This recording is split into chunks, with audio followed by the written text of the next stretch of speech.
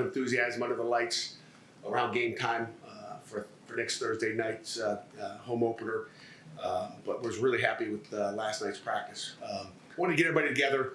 It's been a long competition between Kedon, Slovis, and Nick Patty.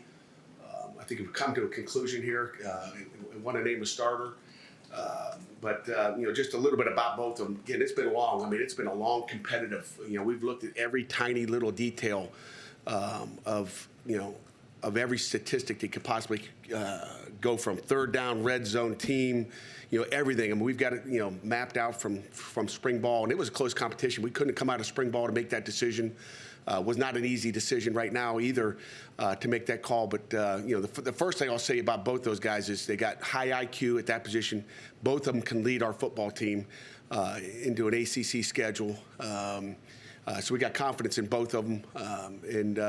But unfortunately, at the quarterback position, there's one guy. It becomes a one-man show, and like I said, we got confidence, and there's going to be a time throughout the season that someone else is going to have to step up, just like every other position. But these two guys together in that room with competition, with Kedon Slovis being the new guy coming in and Nick Patty being the vet, I just couldn't be happy with what Coach Signetti, the culture he's built in that quarterback room, and how those two get along.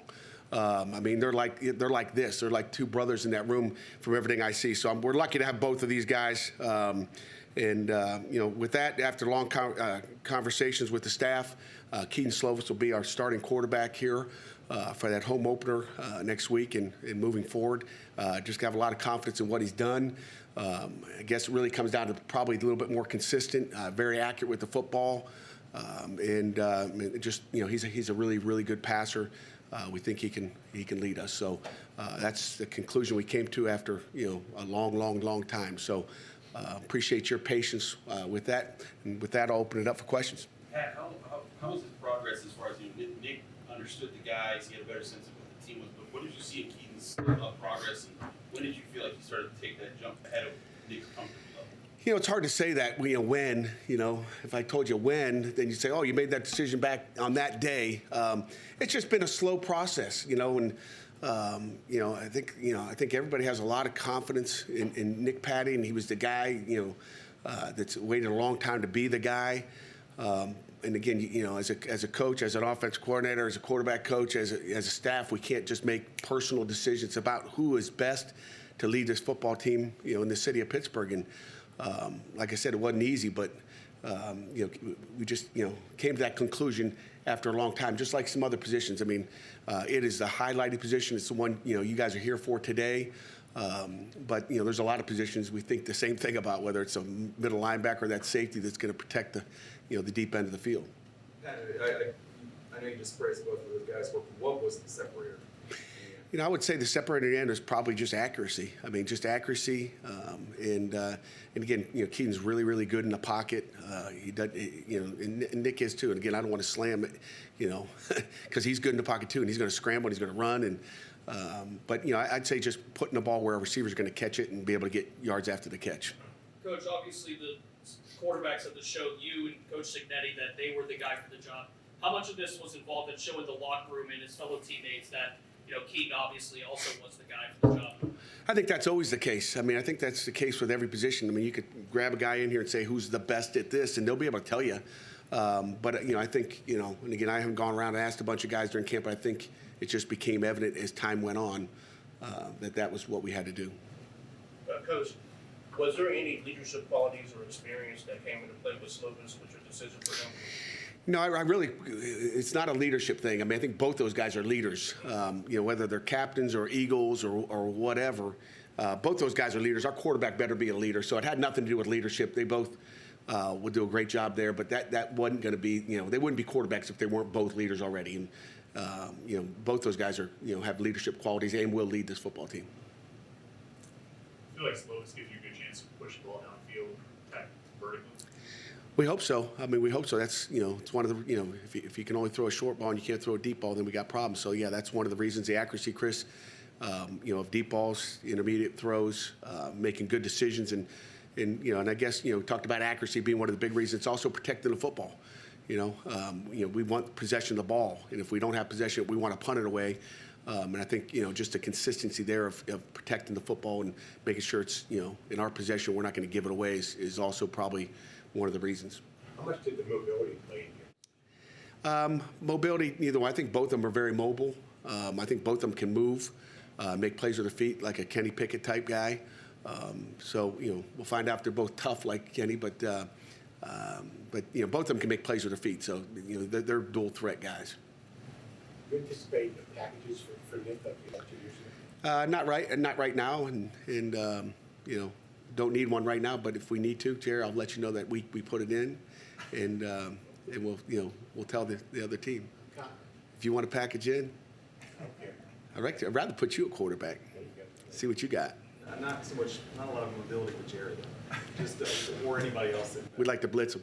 But I know you're a big or on the depth chart guy. I mean, is this decision? Is this one? I mean, this is like Kedon is the guy until he's not the guy. Kedon is the guy, and we got a lot of trust and faith that he's going to be the guy. So.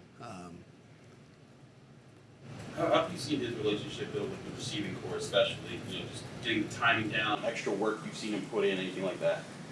They were out there all summer, but again, it wasn't just Kedon. I mean, they were all worked, and, I couldn't tell you when guys were with Kedon in the summer and when they were with Nick. Maybe they had their different times, but both of them worked their tail off. They're both in the office for a long time. They work. That's the one thing, I'm sure, the Steelers are figuring out Kenny is a worker. We're going to work over here, and they're going to find a way to get better than somebody else by working at it. You can't just have a talented arm, a talented body, and be a talented passer without working at it. It doesn't matter. You better study the game of football, and I trust both of those guys will prepare like starters. How have you seen Kedon's excitement just kind of leading up to next week? I'm sorry? How have you seen, I guess both of them, how have you seen both of their excitement kind of just leading up and leading into next week? Yeah, I don't know. I haven't seen the excitement yet. I don't know. I think the fans are excited. We're low-key, just went 19th. I think there was some excitement last night in practice, but I think, quarterbacks are like this. I think our team is like this. They're worried about ourselves right now, and then we'll worry about, I think, excitement starts probably, next Thursday morning when you wake up, or maybe Wednesday night when you can't sleep. That's when it kind of hits you. Until then, we got a lot of work to go into this thing. The input and the feedback like with you and Frank working up to this decision? I mean, you have a conversation with him last night or this morning? How do they kind of We have a conversation, Chris, every single day. I mean, every evening, I think it's 6:45. Is that right, Chris? I think every, for the last, 20, 25 days or whatever it's been that we've been in camp. I think today's our 5th off day, thanks to the NCAA giving us 2 extra ones. So it's been like 25 days. But, during camp, we meet every evening on practice, and we go through the entire depth chart and go through every name on that depth chart. How'd he do today? How's that guy doing on the scout team, the Rocks? We go through it every day, how those guys are doing. So the conversation goes on. Then we've had some, one-on-one conversations as well to figure out where we're going, what we need to see, and what we need to get. Did you take input from any of the other players on the offensive unit about who they felt more comfortable with? No. I mean, because everybody's got their opinions, right? I mean, you just have to watch it, and you watch who's moving the ball down the field, and I think they feel comfortable with both those guys. I don't think it's a comfort thing. It's other things. I think it was similar as what Frank does with what Kedon was doing at USC. Was it how much of an adjustment has this really been for him? An offense is similar. I mean, the quarterback, they sit back there in a shotgun, and they take the snap, and they might clap, or they might put their hands out, and might raise a knee. At Southern Cal, they threw the ball. They hand it off. It's all the same, a little different schematically, but we're different than we were last year. I mean, there's some similarities in what we do in our in our passing game and run game from last year. Certainly, there's some similarities to BC. I mean, so it's hard to say, but football's football. I mean, you watch it, it's kind of like, I really watch USC. Watched a ton of USC tape here in the last 2 months, just watching them play. And not watching Kedon, but you're watching them because obviously the offensive coordinator at West Virginia is from Southern Cal. So, so there's that whole aspect of it, and very similar offenses. Experience had play on that big part, right? Not really. I mean, I'm not, obviously it's a, check of the other box, but I wasn't going to say, we're starting this guy because of that. It's not because of it. It's based on, what we saw in the body of work from the first day of spring ball all the way through, last night's practice. You mentioned Kenny earlier. He's next door trying to win a starting job, replacing the guy that's going to the Hall of Fame. Either of these two guys, whoever would start, was going to have to, there's going to be comparisons to Kenny. Kedon playing at USC in a big spot like that, did that sort of maybe provide him with the mental toughness that might come if he doesn't look like Kenny 21 Kenny Pickett week 1? Yeah, I mean, I don't want anybody to have to fill those shoes. It's like Kenny wears a size 18, Kenny is Kenny, Kedon is Kedon, and Kedon's got to be Kedon. He's not going to sit there and measure himself off of for who Kenny Pickett was in a different offense. We just want him to play within himself and do his job, and I think it comes down to that. But, we can't compare, I'm not going to compare myself to Mike Tomlin or Vince Lombardi. I'm just Pat Narduzzi, that's who I'm going to be. And I think once you start to change and try to be somebody else, maybe things go off the rail. I think maybe more along the lines of being at USC, the spotlight that commands, maybe develop the mental toughness that we might write about Kenny, comparing him to Kenny, but that's not going to bother him. Yeah, I don't think that's going to bother him. He's kind of like this. I don't know if he, I hope he doesn't read anything. If he does, we're going to try to teach him how not to, and we've taught that through fall camp. We tell him not to listen to you guys, okay? Just like, cut out the noise. The only people that really matter are the guys in this room. Nobody else's opinions. It's, even EJ's opinion doesn't matter. It's really what the coaches, what we're telling you. We don't want the outside, noise coming in here. And we love you guys being here. We love you writing. But, not going to really, we don't want to listen to it. I don't want to listen to it, and I hope our players don't listen to it. I've seen players go down. I've seen good players crash and burn because they've listened to the noise. And I guess Nick Saban would call it the rat poison. Is that what he talks about, rat poison? I mean, that's, don't read it, the good or the bad. You start to feel yourself, too. Kedon made mention of, in the offseason, that he wanted to throw with the wide receivers 10,000 times like Joe Burrow had done at LSU. And he said on the first day of training camp that he felt like he already had, he was in sync with the receivers and already had the timing down because they had thrown so many routes. He had run so many routes to those guys. Did you see that from the start with him? Yeah, Amanda, you're talking about Kedon? Yeah. I kind of missed the beginning of that because I was trying to look to see who was talking. I couldn't see. But, yes, we saw, he threw a ton of balls with these guys. Like I said, the summer, they're not sitting around, going to Pirates games, although they wanted to go to them. They were throwing a lot of balls. I'd leave, the office late at night. They're out there under the lights throwing the ball. I'm like, who is out there? What are they doing? There's time they're in the indoor facility at 10 o'clock at night, and our people are going, they're out there throwing. There's been a lot of work put into it. And again, Kedon's worked hard to get where he is today. That's for sure. Coach, Nick has obviously been in this situation before as now a backup quarterback. How much are you and Coach Signetti looking forward to having that still experienced guy in that similar role that he's been in for the last few years? Hey, we're fortunate. Let me just tell you this. There's, we got two really good quarterbacks that we feel confident with, and we really do. I can't say right now we have a third team guy, okay? So, Jerry, you might have to get repped up. We're still looking for that guy, to be honest with you. But we feel really good. It's a good thing. And there's not a lot of people around the country that have what we have as far as having two really good quarterbacks that you don't want to have any problems, but, if you do, you got to be ready for it. So at least we feel ready for that. Yeah, I'm interested in logistics of how you made your decision. You call them both it together and be with you or one at a time? Yeah, one-on-one. Yeah, one-on-one. What was your reaction? You know what? Obviously, one guy's excited. Nick Patty was, the classiest guy in the world. Understood, gets it, smart, classy, just like you knew Nick Patty would be. He's a team guy. He understands, and you got to love Nick Patty. What are some things that guys might do differently for Kedon this year? You got a new offensive coordinator. There's different, and obviously no one is the same quarterback. And like you said, Kenny's shoes are big, but you're going to be asking a lot of Kedon. What are some things that we might see that are different for Kedon this year compared to what you guys have done in the past? You know what? I can't answer that. We'll find out. Next Thursday, and then to me,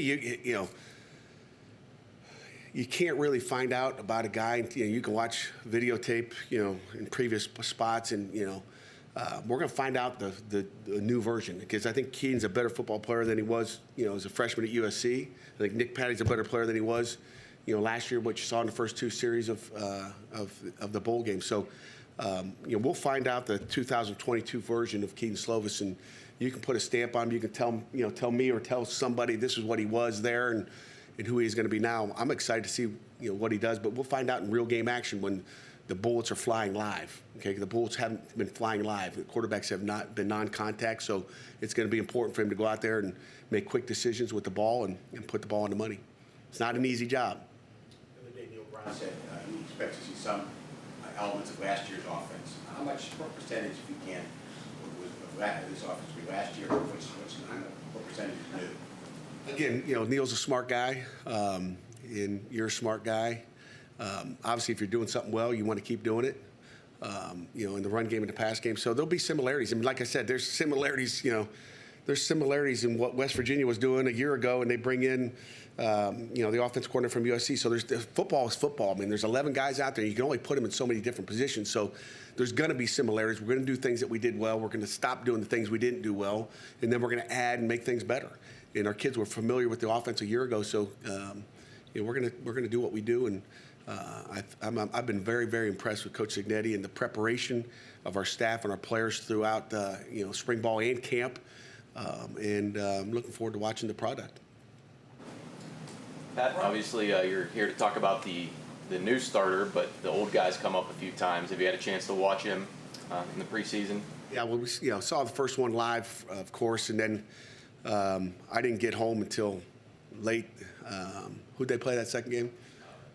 Jacksonville. I didn't get home till late, but my kids had DVR'd it, so they rewound it just to that drive before the half. I didn't watch the 3 plays prior to that when it was kind of a mess. I didn't want to watch any mess. But just to watch that drive, it's fun to watch. I guess we got a Sunday game at 3:30 maybe. Is that 4:30? Won't be able to watch it. We'll be working in here. It'll be on in my in my office. I might have to find a way to DVR this and go back in the evenings and watch every game this year. Usually, I catch what I catch, but it'll be fun to watch. Watch him, are you breaking down those every snap like he's going to walk in here the next day, or are you just watching as as a fan? I never did break down the quarterback snaps. It's easy. That's easy. You either complete it or you don't complete it, right? Make good decisions or bad decisions. Quarterback's probably the easiest one to grade. Great throw. Ooh, man, threw it behind him. I won't be grading it. I'll be watching and cheering. Such a fan. Coach, from last weekend's scrimmage, could you break down how many reps Slovis got versus Patty in that, given it was at Acrisure and there was a little more stake to it? I would say it's been 50-50, and that's a great question. And again, I didn't do a count on it because you never know. Because it's not like we're saying we're going to get this. I know we wanted to get 40 plays with the ones, 40 plays with the twos, and 20 with the threes. But I couldn't tell you offhand right now. But I guess the thing I would say is those two were rotating ones and twos through the spring. I mean, they were all getting reps with the ones and twos. And then we just felt necessary to timing-wise just get, that quarterback running with the ones and give it a little extra time as we go into this opener. So I couldn't tell you, but it was probably 50-50, I would say. When did you and Coach Signetti come to the decision? When did we come to the decision? A couple days ago. I mean, I would say after that scrimmage that we kind of said, okay, let's move in a direction. Yeah. Any final for Coach before we get to Kedon? He can answer questions better than me. Anything else? All right. Thanks again for coming today, guys. Appreciate it.